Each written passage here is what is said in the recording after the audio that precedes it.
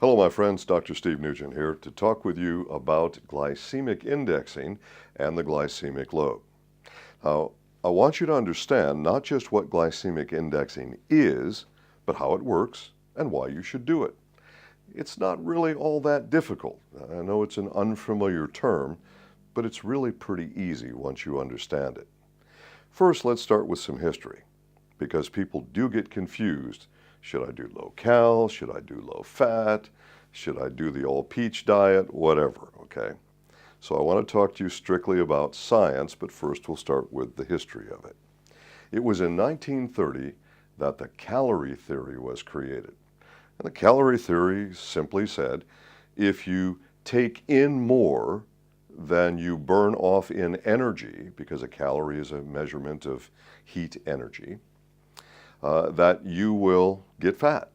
And the reverse is also true, that if you take in less than you need, then you will get thin. That was the concept.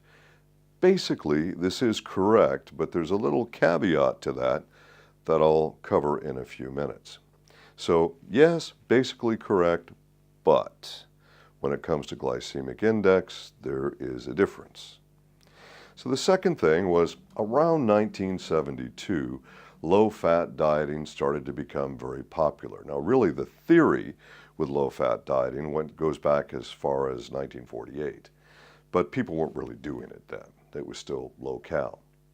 A lot of people think there's some sort of magic involved in fat grams, and there isn't. All you do when you count fat grams is you're counting calories.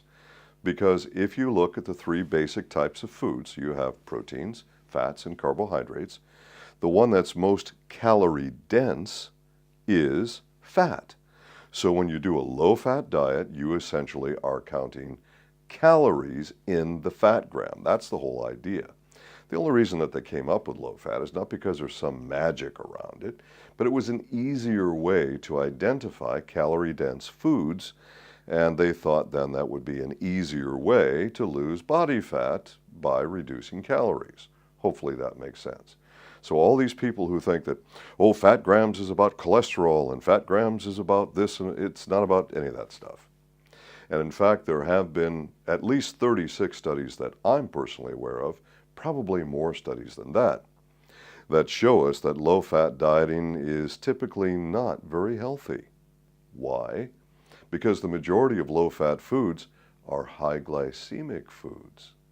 So you can eat a food that's zero fat that makes you fat. And that's because of the glycemic index, and that's what we come to next.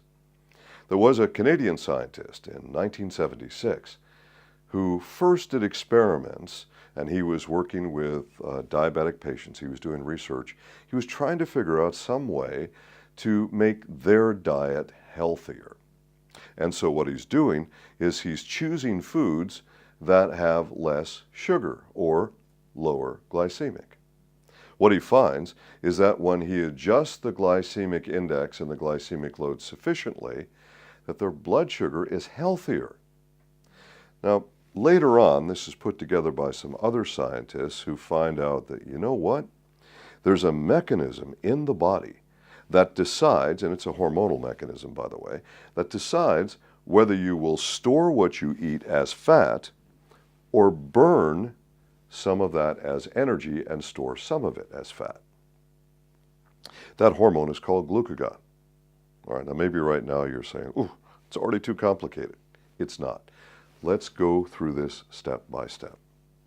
You eat a food that has a carbohydrate content, not a protein, not a fat. Forget those two groups.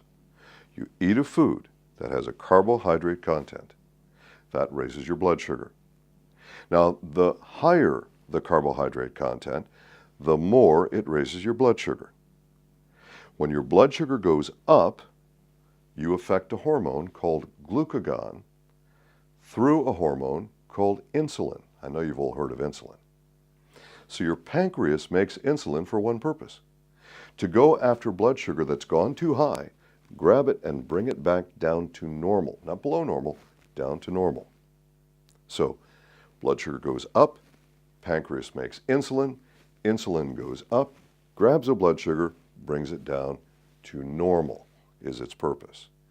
In this process, the insulin, when the insulin spikes, what happens now is that a hormone called glucagon is affected.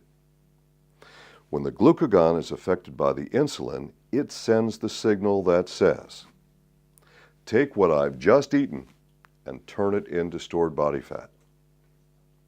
If, on the other hand, you eat a food that doesn't cause the blood sugar to go up or go up sharply, and doesn't therefore cause your insulin to go up, then the glucagon signal says, take most of what I've just eaten and turn it into energy, maybe all of it, maybe some of it goes to stored body fat, and most of it goes to energy. Hopefully this makes sense to everyone. It's really very simple. It has nothing to do with how much protein you eat. It has nothing to do with how much fat you eat. Absolutely nothing. This is all about the changes in your blood sugar. That's it. And that's the glycemic index. So our goal then is to choose foods that don't cause your blood sugar to rise sharply, and don't cause you to have a high insulin response, and do not adversely affect the glucagon mechanism. Net result, most of what you eat can turn to energy and not stored body fat. And if you choose your foods correctly, or if you use a TruPlenish shake, then you could actually begin to burn off stored body fat, or correctly stated, convert stored body fat into energy. You don't really burn fat, but everyone says that. So this is the way the mechanism works. It's pretty darn simple, really. I'll talk to you a little more about foods as we go along, but I want you to understand that glycemic indexing is the right diet for everyone.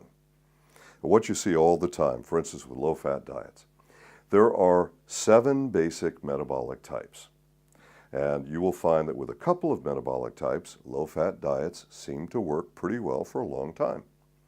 And with some metabolic types, the most severe metabolic types, the slowest metabolisms, low-fat diets typically make them fat because most low-fat foods are high glycemic. You see all the time people will say on low fat, and they'll say things like, well, don't eat meat because it's got fat in it. Well, fat is 0 on the glycemic index. Shocking, isn't it? You've been told for 50 years or more that, oh, don't eat fat, that's bad for you. Well, too much fat is bad for you. But right now I'm talking about the glycemic index, all right? Fat grams have 0 on the glycemic index. Protein, 0 on the glycemic index. Only a food that contains a carbohydrate has some rating on the glycemic index. Now let's go to the next step.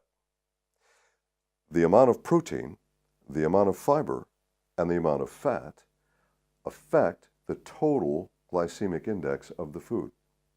For instance, with the TruPlenish shake. The TruPlenish shake tastes really good, and it has fructose. That's the sugar that's found in fruit, in this particular case, from berries, okay?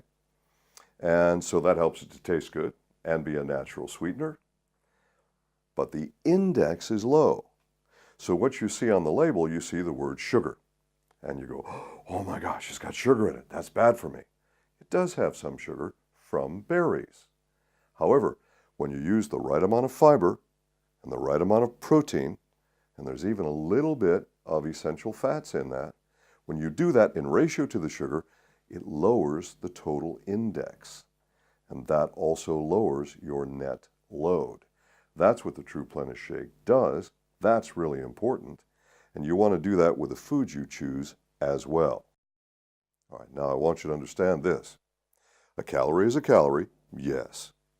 But if you get 1,000 calories from broccoli and 1,000 calories from chocolate cake, the effect on your body is different. Now, you already know it's different, don't you? But think about how the effect is different. You see, broccoli doesn't do much to your blood sugar at all. There's only a tiny amount of carbohydrate that can just barely push your blood sugar because most of broccoli is fiber, and fiber lowers the effect of the carbohydrate. So your net effect of the broccoli on your blood sugar is almost negligible.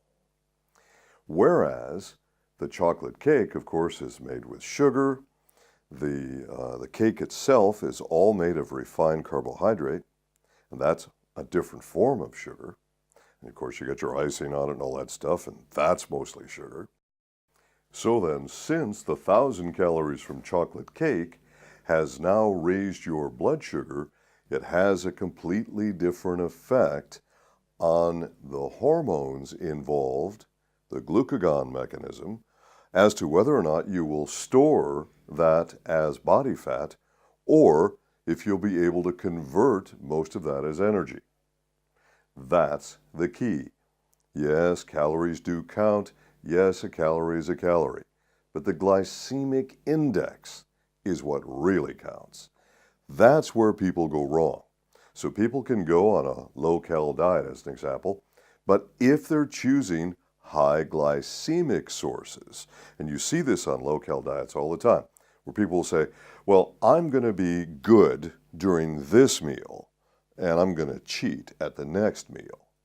Well, if you cheat on the next meal, you might be okay in terms of your total calorie count, but if that cheating includes a food that's high glycemic, you're going to store body fat, whether you like it or not. So then, low-cal dieting, not really your best choice. Let's talk then about how calories sort of pile up, how much you need, how it converts, okay? It takes approximately 7,700 calories over and above your energy requirement to store 1 kilo of fat. Well, let's turn that around then. You'll have to save approximately 7,700 calories to burn off 1 kilo of fat. That's a lot of calories, considering the fact that the average meal for most people is going to be somewhere around 700 calories. Some a little bit more and occasionally a little bit less, but it's going to be somewhere in that neighborhood. So with this in mind, think about how many meals you would have to sort of starve yourself in order to save that many calories. It's simply not an efficient way to get excess body fat off. Low glycemic is an efficient way to get the excess body fat off, because we're focusing on the changes in your blood sugar, not the number of calories, not the number of fat grams, but the changes in your blood sugar. So the glycemic index. All right, a little reminder about low fat and how it works. Again, a lot of people think there's some sort of magic around low fat. A lot of people think that your cholesterol goes up because you ate fat, and that's simply not the case. The scientific studies show us something entirely different. In fact, the newer scientific studies are telling us that low-fat dieting usually is not very healthy. Oops, that's the opposite of everything you've heard for more than 50 years. You know what? If everybody does the wrong thing, it's still wrong. So that's what you have to focus on here. What's right? What does science tell us? What kind of foods are low-fat foods? Well, let me see. Bread, pasta, those are very high glycemic. White potatoes, no fat in a white potato, very high glycemic. And I can go down the list. The point is, most low-fat foods are foods that cause you to get fat because they're high glycemic. The most recent studies on low-fat dieting, and we're talking about human studies that are 10 years or longer, are telling us that low-fat dieting is not the healthy way to diet. I know what you've been told in the past. Forget about it. Get that completely out of your mind. The latest science, the science that works for every metabolic type, the science that works for every health situation that I can possibly think of, is low glycemic. That's what you need to do. That's what everyone should be eating, low glycemic. Well, perhaps we should talk a little bit about food groups. Well, we can take all the foods that you can think of and put them really into three groups: protein, fat, and carbohydrate. Now, you've been told for a long time that carbohydrates give you energy. Most of them do. And you've been told that carbohydrates are good because they don't contain fat. Well, forget that. It's the opposite. Carbohydrates are not good because they raise your glycemic index. How does a glycemic index work then? We're going to choose our foods based on something called glycemic load, but you can't know the glycemic load until you know the glycemic index. Again, don't panic. This isn't complicated. Just stay with me, okay? Here's how the glycemic index works.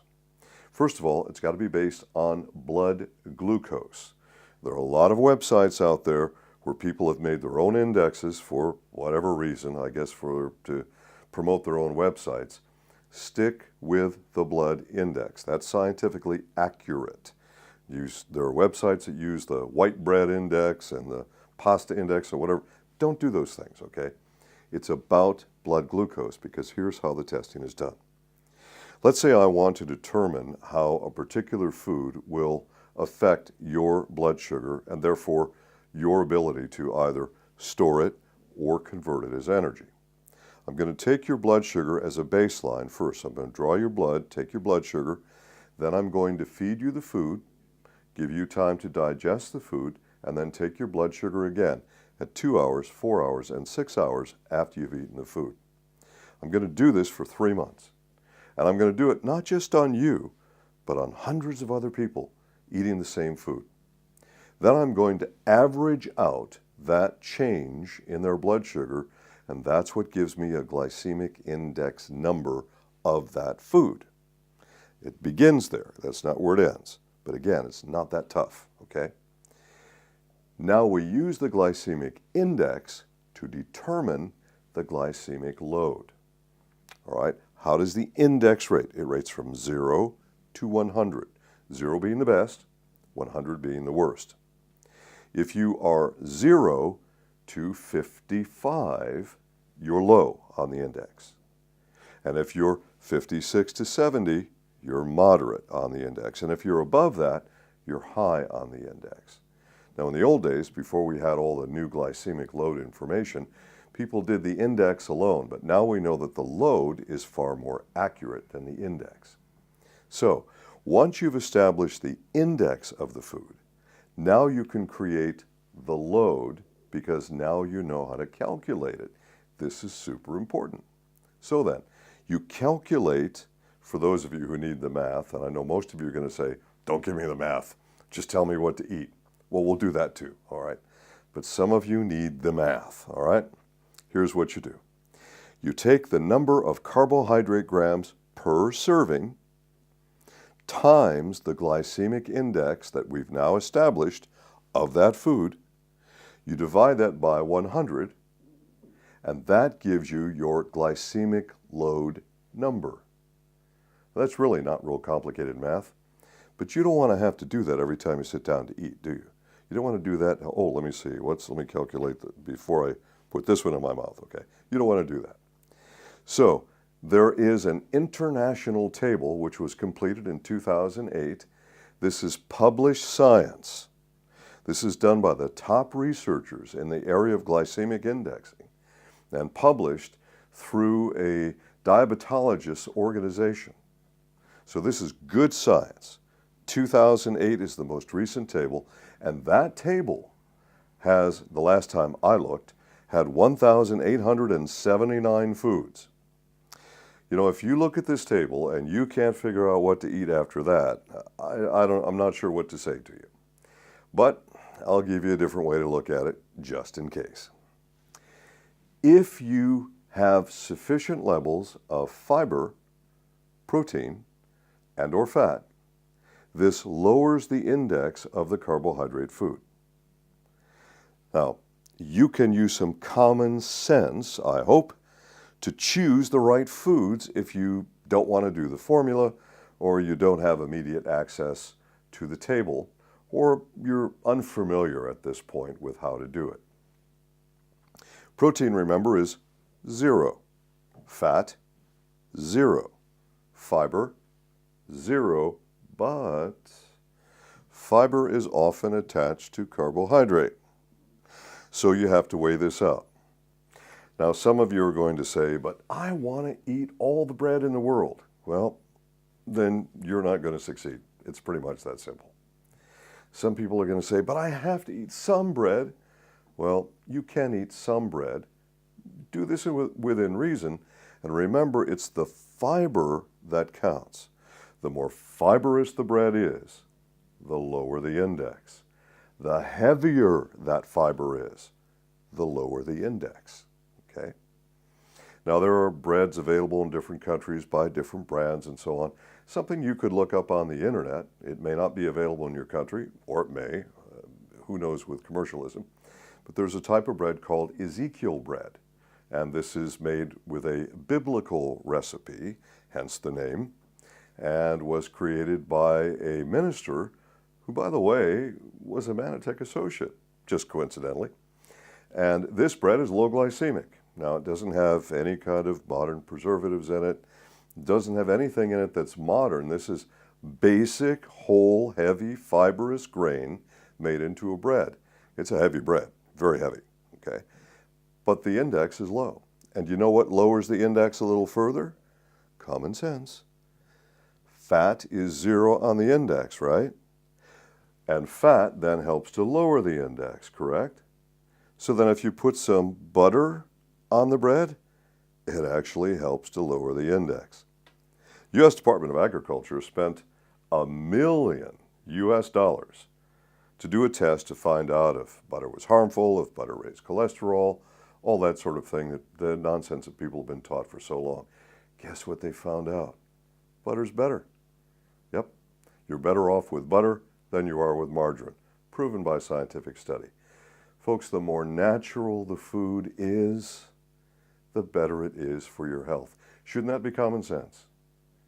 And of course, if you look at a stalk of wheat out in a wheat field, you see it's very, very fibrous. But white bread isn't very fibrous, is it? Because that stalk of wheat has been refined to such a point where it's nothing close to its natural state. And really, that's one of your important rules for glycemic indexing, is to eat food in its natural state, wherever possible. Understand, wherever possible, sometimes you can eat food in its natural state, but as much as you can. So, if you're going to consume something like bread, I personally don't eat bread at all anymore, 0, none. Why? Because it's high glycemic. Now, sometimes on the road, every once in a while when I'm traveling, I have no choice, and there's simply no food except some kind of bread with something slapped in between it that's supposed to pass for meat, I suppose. And sometimes you do, okay? But when I can control my own dietary intake, whenever I have complete control of the choices, I don't eat bread at all. I don't eat pasta at all. Oh my God, yes, that's what made you fat. Life is full of choices, folks. You're going to have to choose. Now, is there such a thing as low glycemic pasta? The answer is yes. And for some of you, you'll be able to do that and still lose body fat. My metabolism is so slow, I can't cheat. I can't get away with it. Well, you're the one who knows. Only you can know that. And you're going to have to figure that out for yourself. You can eat protein, much as you want. So, no, it's not bad to eat meat. And I'm not going to go through the whole philosophical thing with vegetarians and vegans. There's a whole different concept about, are some animals injected with hormones or fed antibiotics? And the answer is yes. But if you're eating organic meat, there's nothing wrong with that for human beings. And it's 0 on the index. Fat is 0 on the index. Fiber is 0 on the index. And the more you add those to whatever your carbohydrate food is, the lower the load on your pancreas. The lower that net load is, the faster you're going to lose body fat. That is your key. So you're going to want to consult our educational materials.